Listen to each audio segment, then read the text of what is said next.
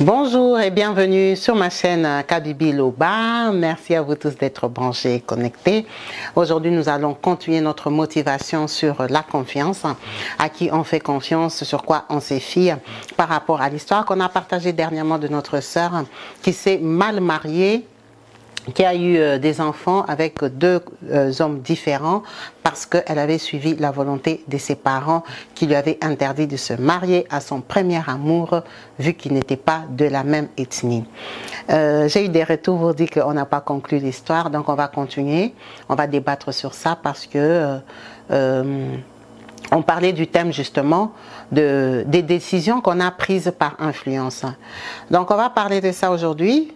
Des décisions qu'on prend, qui nous influencent et pourquoi ils nous influencent.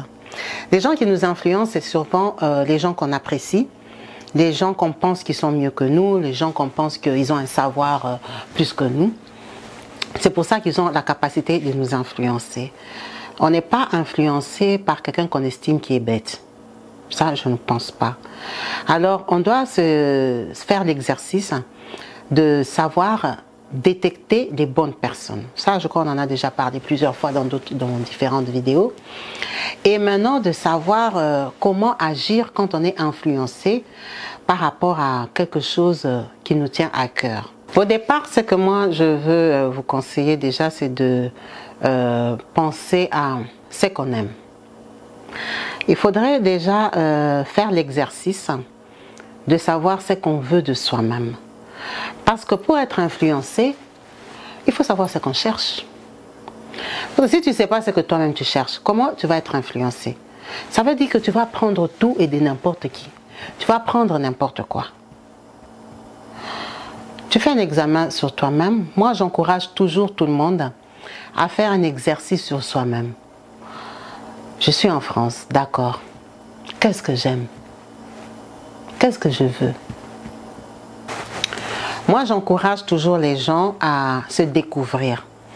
Parce que la vie, tu ne peux pas la vivre si tu ne te connais pas. Vous savez, on aime le mensonge. On est habitué au mensonge et tellement qu'il y a le mensonge autour de nous qu'on se ment en nous-mêmes. Les gens s'attribuent des capacités qu'ils n'ont pas. Les gens pensent qu'ils sont ce qu'ils ne sont pas. C'est ça le drame de nos vies.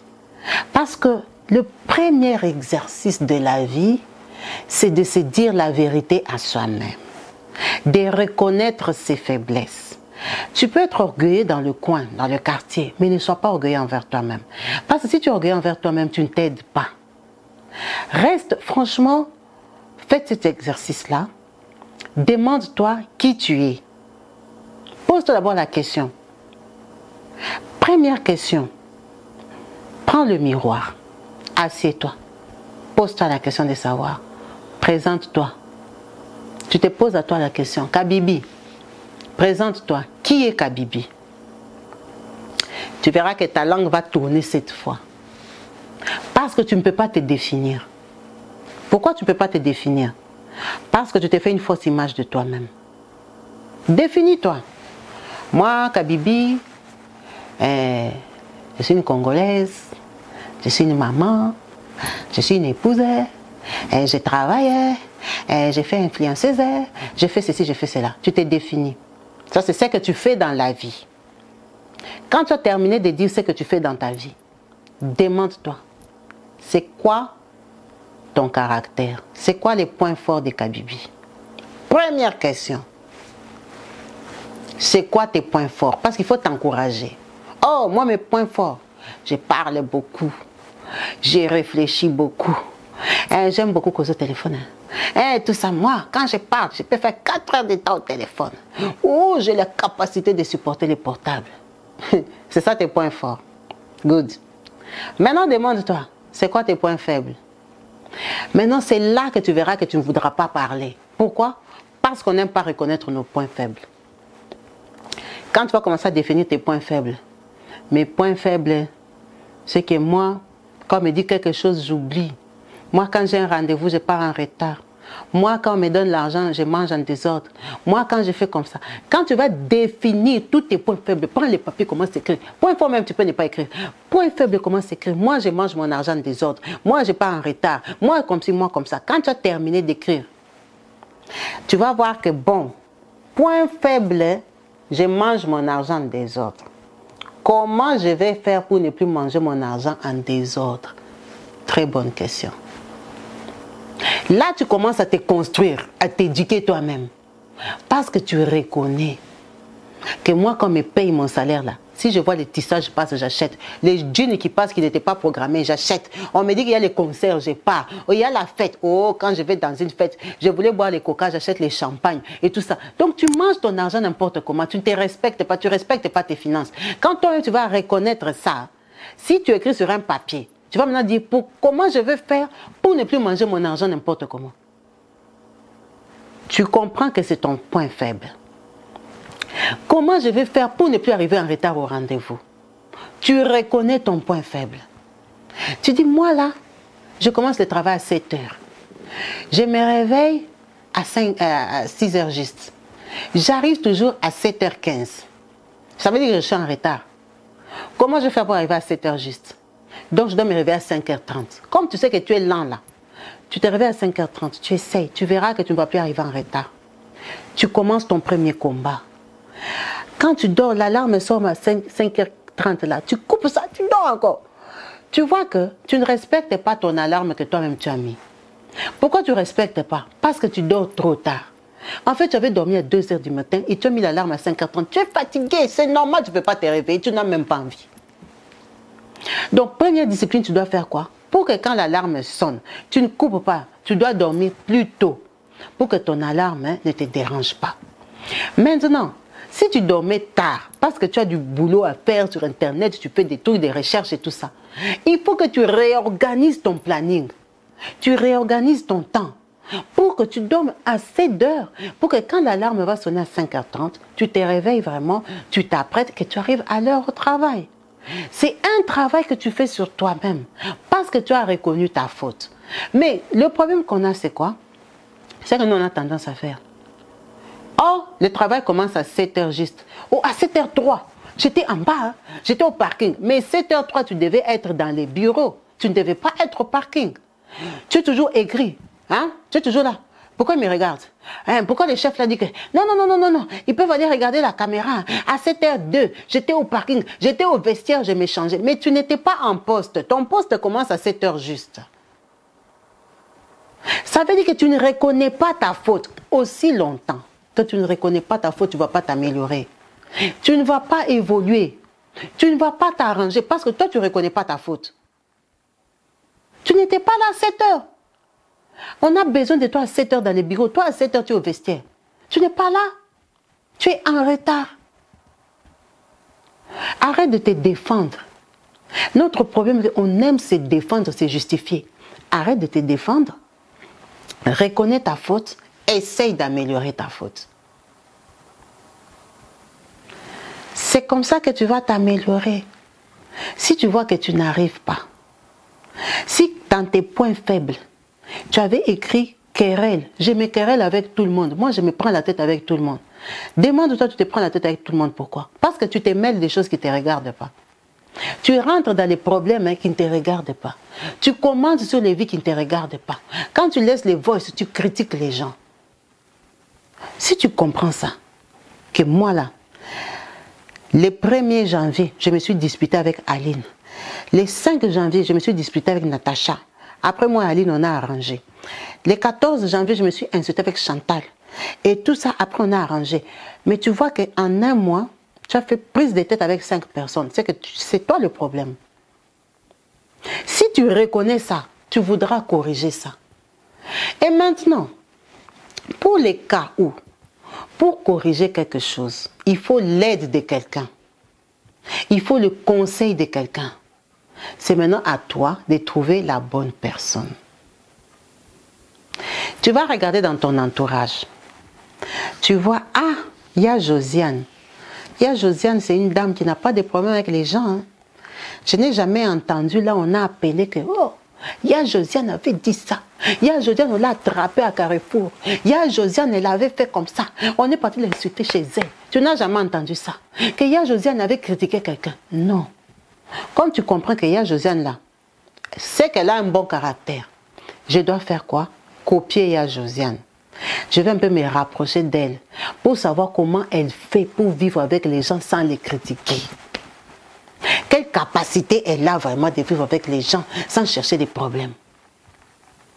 C'est comme ça que par rapport à ton problème, que tu as compris que tu as besoin d'aide, tu vas chercher une personne appropriée. Ce n'est pas toi qui as des problèmes de querelles, tu te querelles les gens tous les jours.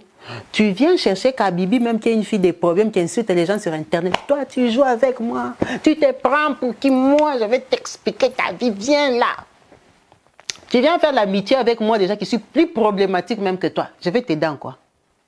Je ne vais pas t'aider parce que tu me suis pourquoi? Comme Kabibi, elle aime bien la boire. Comme Kabibi, elle aime sortir, elle danse dans les cabarets jusqu'au matin. Là. Kabibi, c'est une fille branchée. Moi et Kabibi, on est les mêmes styles. On s'habille pareil. Tu viens faire l'amitié avec Kabibi, mais tu ne vois pas que Kabibi, elle est problématique, elle insulte les gens sur Internet. Elle se bagarre avec les gens, ils se font les clashs sur Internet. Kabibi, quand elle va sur TikTok, c'est les clashs avec les gens. Toi, déjà, tu as déjà les problèmes. La personne avec qui tu viens de traîner, c'est encore Kabibi. Tu veux t'enfoncer ou tu veux t'en sortir? Ça n'a pas de sens. Parfois, on n'a pas les bons influenceurs. Dans la vie réelle, je ne dis pas sur Internet, on n'a pas les bonnes personnes qui nous influencent. Toi, tu veux te marier. Tu es une fille sérieuse et calme. La marraine que tu pars prendre, elle est à son 4e mariage. Dans sa maison, tous les enfants sont changés couleur. Elle est dans un mariage avec un tonton là qu'elle-même est en train de diriger. Mais comme elle est belle là, la tata là s'habille, si elle met le vernis là, c'est vernis. Si elle pose la perruque, laisse tomber. Elle est belle, on reconnaît ça. C'est pour ça qu'elle a 4 maris dans sa vie. Une belle femme. Maintenant, toi, tu vas prendre la tata là, qu'elle devienne ta marraine des mariages. Entre nous, on respecte les dames qui ont eu la chance de se marier même 50 fois. C'est une chance. Parce que tout le monde ne se marie pas plusieurs fois. Mais ça veut dire que c'est une tata déjà qui est bandite un peu dans sa tête, qui est esprit dur. Elle ne se laisse pas faire parce que tu ne peux pas dire que 4 maris, tous c'était mauvais. Si c'était mauvais, c'est que toi aussi tu les choisis mal. Tu as un souci, tu les choisis très mal tes maris, tu n'as pas de bons critères. Tu tombes dans le même piège plusieurs fois. Ça veut dire déjà que ce n'est pas une bonne tata. Que quelqu'un se marie 2 fois, on peut comprendre. Le premier coup, elle était jeune ou elle était influencée ou la famille et tout ça. Elle est partie, elle a recommencé. Bon, deuxième tour, peut-être son mari là est mort. Ok. Son mari est mort, elle est libre. Elle peut se marier.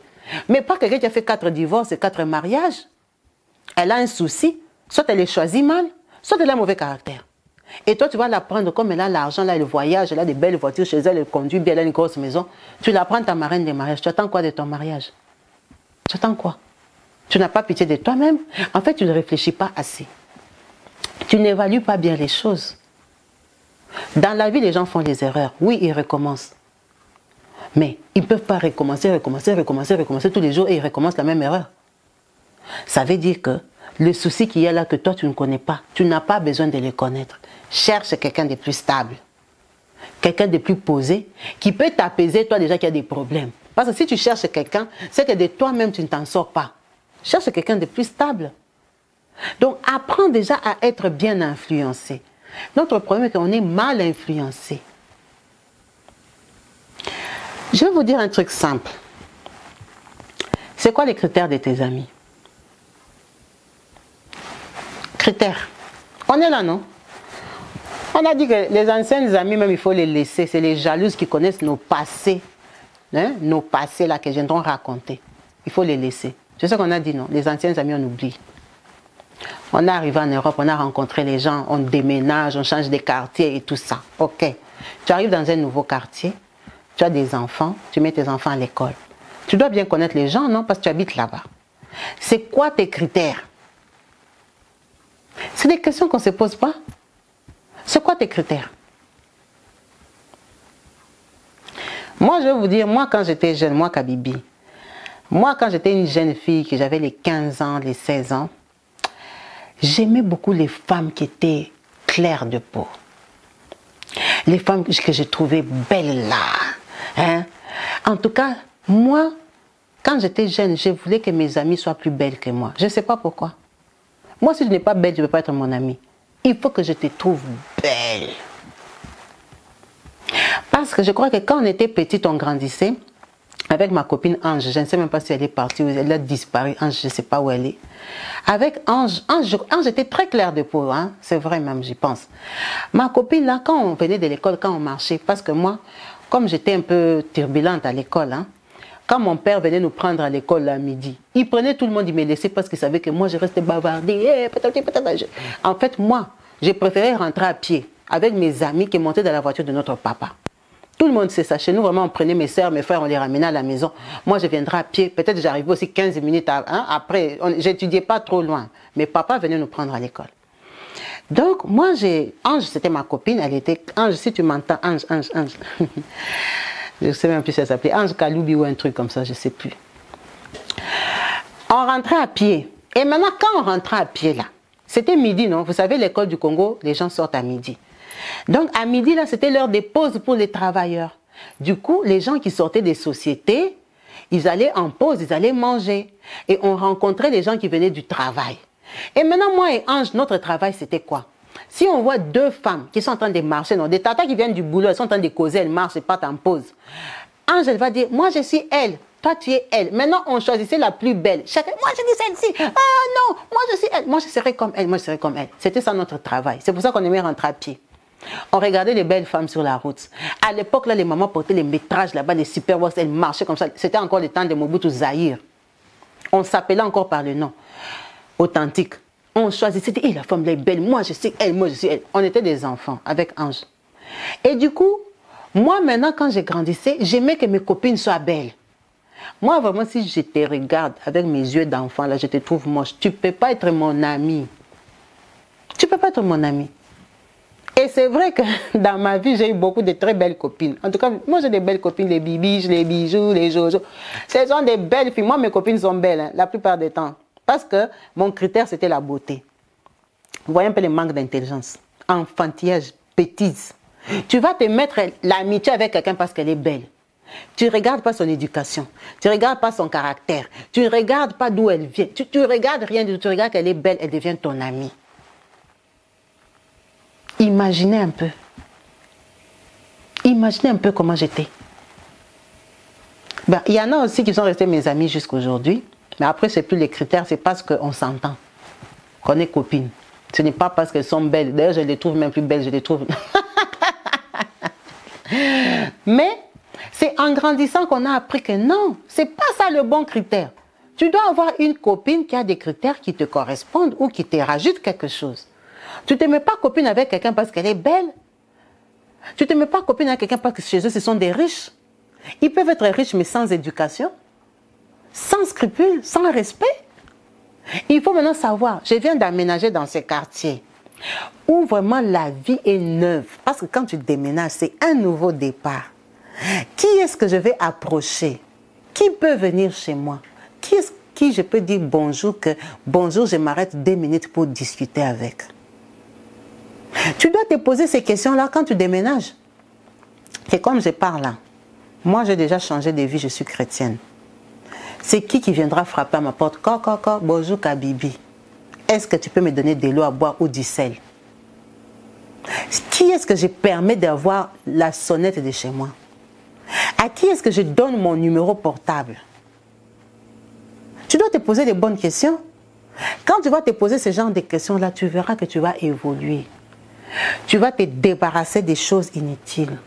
Si dans ton papier, tu avais que je me querelle 5 fois par mois, tu verras que tu vas arriver à 1 fois par mois parce que tu as fait tomber déjà les gens. Tu as fait tomber les mauvais choix. Les gens avec qui tu te querelles, c'est parce que vous n'êtes pas compatibles. Vous n'êtes pas compatibles parce que toi, tu as un problème aussi de comportement, de caractère. Si tu connais ton défaut, que tu parles beaucoup, évite de parler des choses des gens. Quand tu vois seulement on commence à critiquer Kabibi, lève-toi pas. Parce que tu sais que, comme toi tu aimes critiquer, là tu sais critiquer. Quand toi tu vas ajouter les commentaires, c'est ton commentaire qui va aller loin. Parce que la façon que tu vas dire ça, ça va arriver aux oreilles de Kabibi. Demain Kabibi viendra te chercher, vous allez vous disputer. Si tu vois seulement on commence à critiquer quelqu'un, lève-toi, tu pars. Parce que toi, tu sais déjà que c'est ton problème. Là où tu travaillais avant, tu as insulté 5 personnes. Là où tu étais parti après, tu as insulté 7 personnes. Maintenant, tu viens de trouver un nouveau travail. Tu viens encore commencer à parler, mettre ta bouche dans les problèmes des gens. Évite. Évite. Parce que c'est toi le problème. C'est plus fort que toi. Toi, quand tu parles, tu es gilette. Quand tu dis quelque chose, ça blesse directement, ça terre la personne. Évite de parler. Parce que tu as déjà écrit sur ton papier que c'est ça ton problème. Le premier travail de l'évolution personnelle, c'est nous-mêmes. Avant que quelqu'un vienne te dire que fais comme ça, hein, ton mari t'a dit ça, fais comme ça. Non. Le problème d'abord, c'est toi. Pourquoi tu n'arrives pas à gérer ton mari? Ton mari, là, tu es avec lui parce que tu l'aimes, non? Parce que lui aussi, il t'aime. Normalement, la vie, c'est comme ça. On se met ensemble parce qu'on s'aime. Après, si vous vous êtes mis pour les papiers, pour l'intérêt, pour l'argent, pour je ne sais pas quoi, ça, c'est votre problème. Mais la base d'un couple, c'est l'amour. Ton mari, là, tu es avec lui parce qu'il t'aime. Et parce que toi aussi, tu l'aimes. Maintenant, toi, quelqu'un, vous vous aimez. Pourquoi c'est une troisième personne qui doit venir vous expliquer comment vous devez vivre? Pourquoi vous deux, vous n'arrivez pas à vous convenir? Parce que l'amour, déjà, il y en a. Il y a des difficultés, d'accord. Qui viendra mettre sa bouche dans vos difficultés? Grande sœur du quartier. Grande sœur du quartier qui a fait la vie, qui est sortie avec tous les tontons du quartier. Comme tu l'as retrouvée en France et qu'elle a déjà maintenant 50 ans, elle a pris de l'âge. Elle se respecte par rapport à son âge, pas par rapport à son caractère, par rapport à son âge. Qu'elle se respecte, elle viendra s'asseoir te donner les conseils dans un mariage qu'elle n'a jamais vécu. Toute sa vie, elle était quatrième femme. Elle s'est bagarrée au coin des rues. Comme maintenant elle a 55 ans, elle est devenue modèle, que toi aussi tu pars, tu ouvres tes oreilles, tu écoutes ses conseils. C'est les conseils de la rue. La plupart seront des conseils de la rue de destruction parce qu'elle était destructrice des mariages toute sa vie. Elle dit, ton mari là joue avec lui, viens ici, d'abord on va sortir, je vais t'amener dans un gandala. Il y a des hommes. Quand il va apprendre qu'on t'avait dragué, tu vas voir qu'il va changer. C'est ça le conseil qu'elle va te donner. Tu vois qu'elle va te donner quel conseil? Que non, va prier, va t'excuser à ton mari, hein, va lui demander pardon. À moins qu'elle ait changé. Hein, parce que les gens apprennent aussi avec l'expérience. Ça ne va pas donner un bon conseil. Va chez quelqu'un qui est stable. Essaie de trouver quelqu'un qui réussit son mariage. Tu regardes que, hey, la yaya là même, son mari la trompe tout Paris, mais ils ont quand même résisté 25 ans. Va même écouter son conseil. Parce qu'elle, elle a résisté. Va écouter son conseil. La yaya là, son mari même il habite au Congo. Elle est fidèle comme ça. Maman, comment elle fait? Son mari vient 2 fois par an. Va écouter son conseil. Elle au moins elle a l'expérience. Elle sait c'est quoi. Elle sait pourquoi elle est assise là. On n'écoute pas aussi tout le monde. On ne suit pas les conseils de tout le monde. L'âge n'est pas égal à maturité. Non. On voit les... Moi j'ai vu des vidéos là, des mamans à Londres là, qui ont fait, je ne sais pas, la tontine, ou c'était bonne année, ou c'était femme seule, ou c'était femme quand même qu'on avait fêté là. C'était femme, c'était quoi? Journée de la femme. Elles se sont habillées en pagne, mais moi je ne sais pas pourquoi ils ont cousu les pagnes, elles sont parties nues. Les pagnes coupées. Les pagnes là, c'était un vêtement de respect. Moi, quand j'imagine ma mère en pagne, c'est respect. Avec les modèles bombés là, comme ça, les gens portaient les métrages à l'époque, là, les super wax. Le pagne, c'est une tenue de respect. Le pagne n'a pas été fait pour être coupé, ça devient la culotte, ça devient je ne sais pas quoi, nudité. Le pagne, c'était un vêtement pour se couvrir correctement. Faire des jolis modèles, mais tu es couverte, même si tu vas faire la jupe, mais tu es couverte. On ne porte pas les pagnes pour montrer les cuisses.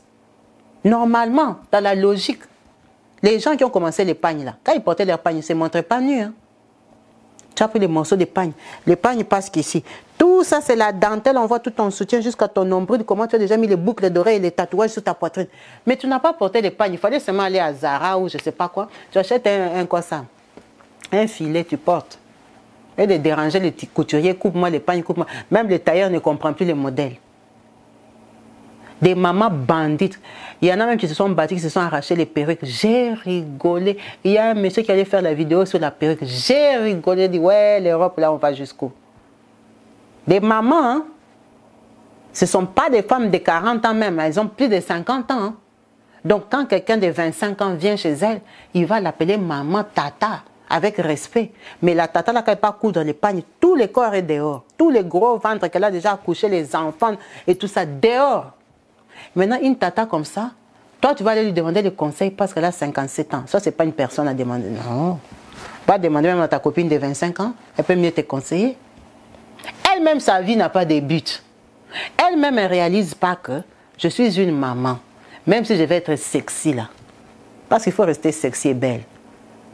Il y a quand même des modèles qui peuvent être sexy mais décents. Il y a des petits pièges que tu portes vraiment. Les gens sont curieux mais ils ne voient pas. C'est pas que tu as déjà tout mis.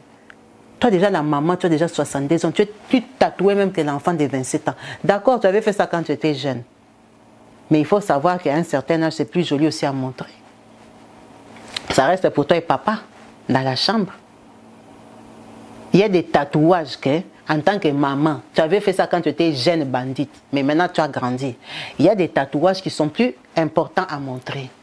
C'est pour ça que faire un tatouage, c'est un risque. Et ça a des conséquences. Parce que quand tu pars te faire tatouer, tu sais qu'un jour je vais vieillir. Un jour je vais vieillir. Est-ce que ça vaut la peine de mettre ces tatouages-là vraiment ici? Donc tous les jours de ma vie, jusqu'à 80 ans, si quelqu'un veut voir ma cuisse, il va voir des tatouages ou quoi là. Si même c'est sous la cuisse, tu vas mettre l'épagne, personne ne saura, c'est ton mari qui sait. Mais il y a des tatouages qui sont piégés à un endroit que... tout le monde qui peut faire des tatouages est conscient. Il sait que ça ne va pas partir. Mais maintenant, quand tu as un certain âge là, c'est plus aussi important de le montrer. Parce qu'on a déjà vu ça toute ta vie, on voyait ça. Maintenant, on sait que tu es maman. Garde un peu certains tatouages, tu caches. Mets des tenues quand même qui vont aller avec ton âge. Il y a les habits sexy de ton âge.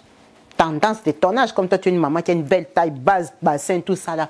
Quand tu t'habilles vraiment correct, tu portes les habits de ton âge, mais qui donnent. Les femmes là étaient tellement ridicules que j'ai dit, mais ces femmes-là, elles ont des enfants. En tout cas, toutes ces femmes-là que moi j'avais vues à la fête, elles ont tous des enfants de 30 ans. Elles ont en tout cas la capacité d'avoir des enfants de 30 ans. Elles n'ont pas des enfants de 4 ans, de 3 ans. Que non, ça c'est passé, c'est leur coco. Ce sont des mamans qui ne se respectent même pas. Ce ne sont pas des modèles pour toi qui cherchent ta vie. Ce ne sont pas des modèles pour toi que tu es maintenant avec 3 enfants, le mari t'a quitté. Tu ne vas pas aller prendre son conseil parce que tu vas finir comme elle. Tu es femme seule. On vient de te laisser avec les enfants. Tu as les enfants de 12 ans, de 8 ans, de 5 ans. Si tu as déjà les enfants de 7 âge, ça veut dire que toi tu as quarantaine. Tu peux encore te marier, tu peux encore faire ta vie. Alors il faut te ranger du côté des gens qui peuvent t'aider à t'en sortir. Tu ne pars pas chez un groupe de femmes désespérées qui ont déjà fait un groupe de tontines là. Elles mettent l'argent. Je ne sais pas si c'est pour devenir riche ou pour investir à cet âge-là, je ne sais pas. Ou c'est pour faire seulement la fête, se saouler, donner l'argent au gigolo. Ou c'est pour acheter les sacs à main. Ou... tu ne connais même pas les bits de leur tontine. Toi maintenant, tu es une jeune femme de 45 ans, avec tes enfants qui n'ont pas encore 18 ans. Tu pars rentrer dans une tontine comme ça, un lit comme ça. C'est que tu ne t'aimes pas toi-même. Parce que la plupart des gens comme ça, là, ils savent s'habiller. C'est les anciennes d'Europe, ils savent très bien s'habiller, se soigner, leurs maisons sont propres. C'est des gens qui ont fait la vie. La plupart du temps, les gens qui ont fait la vie connaissent la vie. Hein. Mais ceux qui vont sortir de leur bouche pour te transmettre, ça ne va pas t'aider. Ça ne va pas t'aider, toi, si tu veux avoir une vie rangée. Mais si tu veux être leur petite, tu seras la nouvelle génération. Ah oui, là, c'est la bonne relève. Tu peux partir. C'est pour ça que tu dois déjà écrire sur ton papier tes faiblesses, ce que tu veux arranger, ce que tu veux aménager, ce que tu veux améliorer. Commence à te battre pour améliorer. Tu verras que tu seras une meilleure personne. La vie, elle est donnée à tout le monde. Remarque que dans la vie, il n'y a pas quelque chose que tu cherches, que tu vas chercher des années que tu ne vas pas trouver. Non, tu vas trouver. Même si tu as 5 enfants là, tu dis que moi là, je vais trouver un mari. Maman, les maris qui prennent les gens avec 5 enfants existent. Tu ne vas pas les trouver seulement à genoux dans ta chambre en priant. Il ne va pas tomber du ciel. Non. Il faut savoir que pour trouver un mari, je vais le trouver comment? J'ai déjà 5 enfants. Ça me met un peu... Je ne suis pas le premier choix. Il faut se dire la vérité. C'est pour ça que je dis il faut te dire la vérité à toi-même. J'ai 5 enfants quand même. Je ne suis pas le premier choix d'un homme. Mais comment faire pour avoir cet homme-là? 1. Tu te regardes au miroir. C'est comme ça que mon ventre est déjà tombé comme ça. Wow, comment je vais faire? Est-ce que le sport même ça va marcher?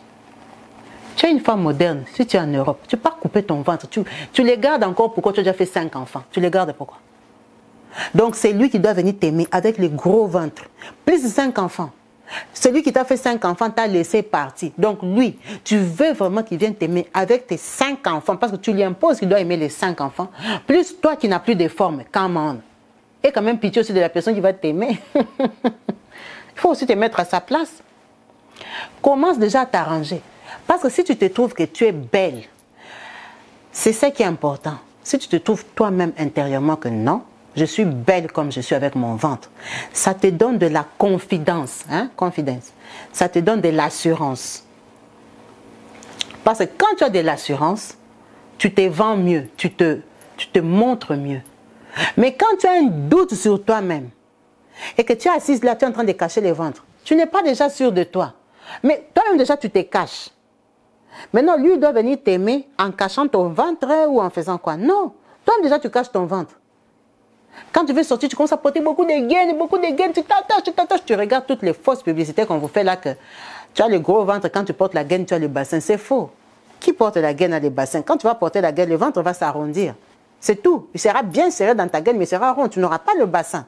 C'est faux. Nous tous, on sait que c'est faux. Tu vas garder tes formes.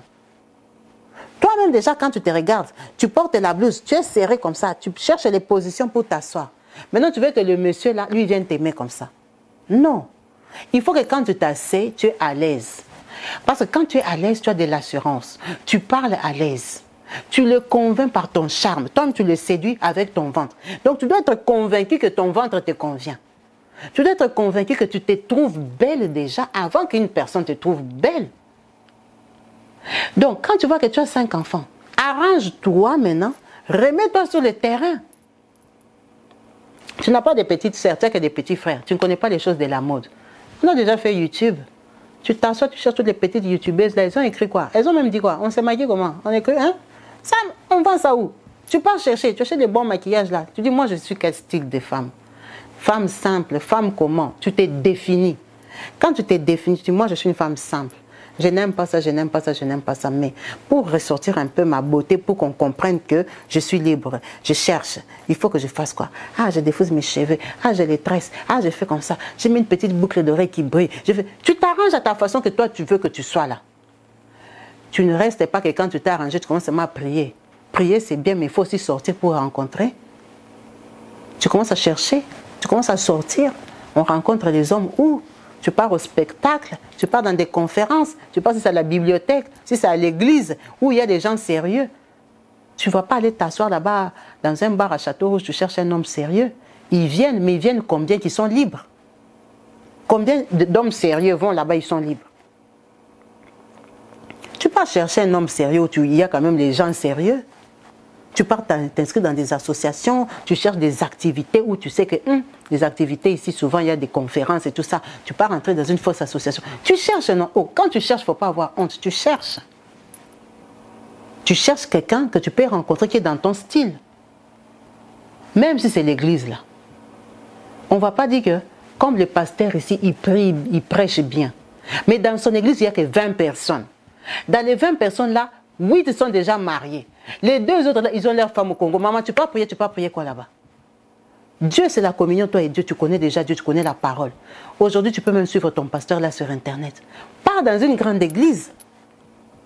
Habille-toi bien, tu pars dans une grande église, il y a 3000 personnes. Tu as plus de chances. Tu ne vois pas que toi, tu cherches un mari. Tu pars dans une église, quand tu es assis comme ça, tous les bancs, tous les frères sont avec leurs sœurs, avec leurs femmes. Maman, tu vas te marier quel jour? Tu ne vas pas te marier, tu n'es pas sérieuse envers toi-même. Tu n'es pas sérieuse parce que tu ne cherches pas. Ou tu veux maintenant, ton espoir c'est quoi? Qu'un frère quitte sa femme. Mais non. Aime ton prochain comme toi-même. La sœur, elle a trouvé son mari, tu la laisses avec son mari. Pars dans une église de 2000 personnes.